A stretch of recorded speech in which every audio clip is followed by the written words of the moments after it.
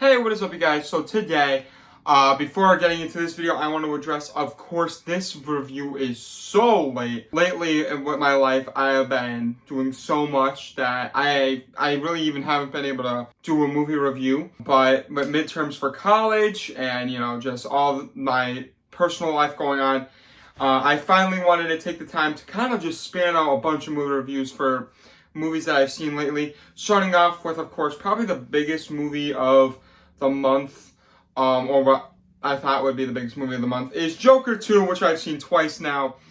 And might I say that I think this is the biggest flop of the century. We're going to go into full spoilers, deep dive, everything, because, of course, this movie review is so late. With all that being said, make sure you guys like the video. Make sure you subscribe if you want to see future videos like this. And let's get into today's video. Starting off, Joker 1 is one of my favorite movies of all time. I think Joker 1's fantastic. I think it's perfect. Just everything about it, Arthur Fleck, it's great. Everything going on in the whole movie's perfect. The cinematography, the soundtrack, it's all great. This movie somehow just took everything from that movie and just made it worse.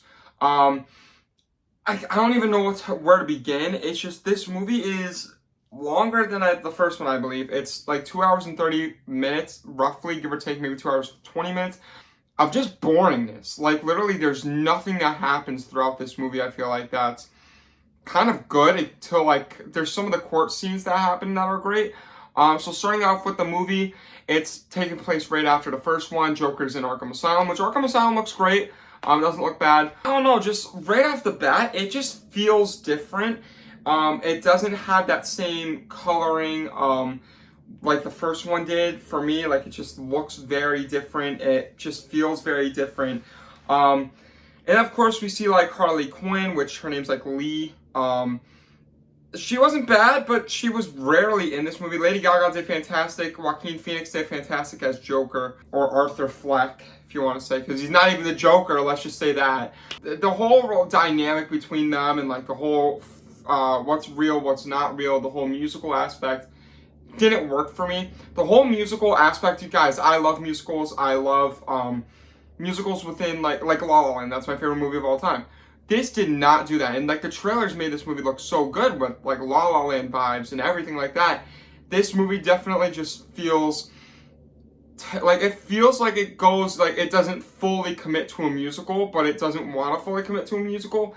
I don't know, it just is, it's really weird. There's some scenes that I'm like, alright, this is great in the musical aspects where Joker or Arthur Fleck has the whole Joker makeup on, and I'm like, that's great, I want more of that. But there's not enough of it. Like in the first Joker movie, there's a lot of Arthur Fleck as the Joker, and like, especially towards the ending when he kills Murr, or that's great, that's fantastic, I love seeing that, but this movie, there's not enough of the Joker. And then when we finally get the Joker in the court scenes, that was all great. That was fantastic. Like when we got Joker talking to Mr. Puddles, or whatever his name was.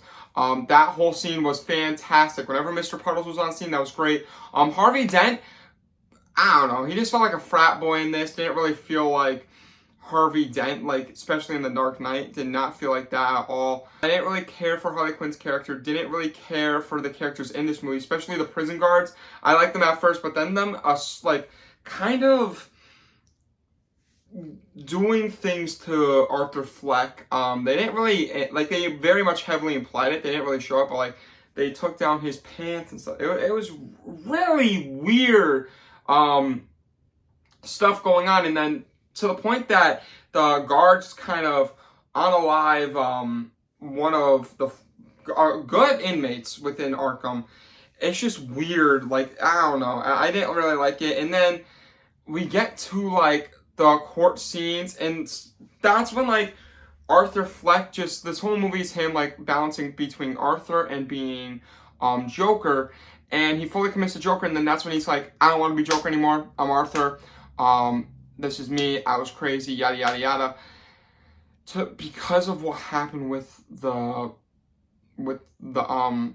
cops or the prison guards. And it's like, it's just, it doesn't feel like, it feels weird. And I wish that this movie had so much potential, because it could have been great. Especially, I want to talk about the first 10 minutes or 15 minutes of this movie, how it's the whole cartoon.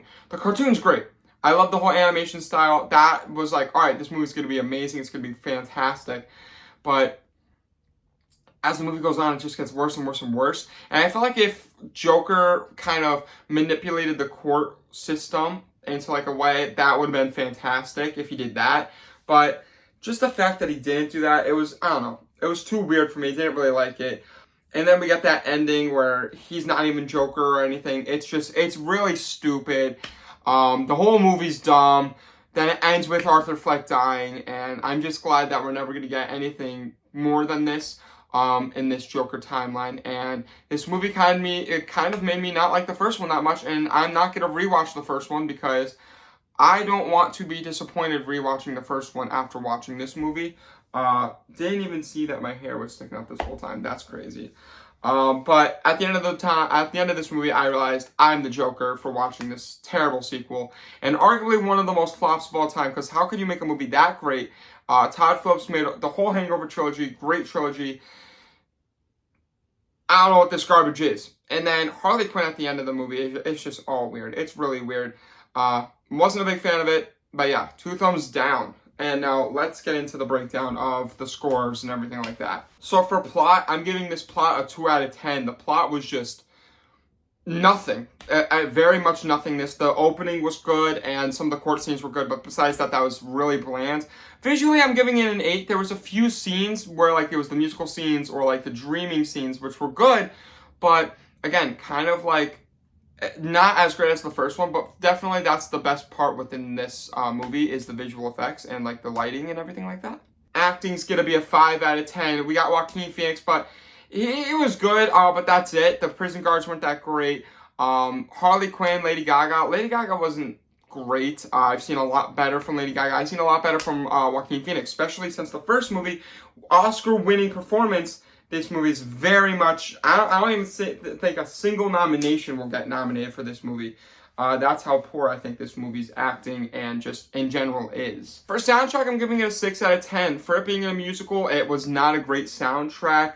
There are a few hits in here, especially that theme song or the score. That's fine, but they just overplayed that score. Everything that Arthur was doing, Arthur would literally be taking a fart and they would be playing the score like as if like he did something incredible. And I'm like, this is so dumb to play this at this time. For enjoyment, I'm giving it a 3 out of 10. Like I said, I very much did not enjoy this movie except for that opening scene and some of the court scenes with Mr. Puddles. That was it. Intro, a 7 out of 10. That intro was very solid. It was good. It had me hooked. If the rest of the movie was great, it would have been way better than a 7, but because the rest of the movie was really bad, I'm giving it a 7. And that ending is a flat 0. One of the worst endings I've ever seen to any movie, because it didn't just destroy this movie, it destroyed 2 movies. The first great movie from 2019 and this piece of garbage. Even though I hate this movie with a passion and I'll never watch it ever again, I'm going to give this movie a 42 out of 100 just because of its redeeming qualities of the visuals and the lighting and some of the cinematography within this movie and that opening sequence and some of the court scenes. So it's going to be a 2 star out of 5, a 4 out of 10. Even though in my mind, in my heart, I really want to give it like a 1 out of 5 or a 2 out of 10. I physically cannot stand this movie and I don't ever want to see it again. But as a movie itself, it's okay. It's bad. There's no saying it's bad, but I feel that it's worse than what I've given it. But yeah, that's my thoughts on Joker 2. Sorry this video is so late. With all that being said, thank you so much for watching today's video. Make sure you like and subscribe. This is out. Peace.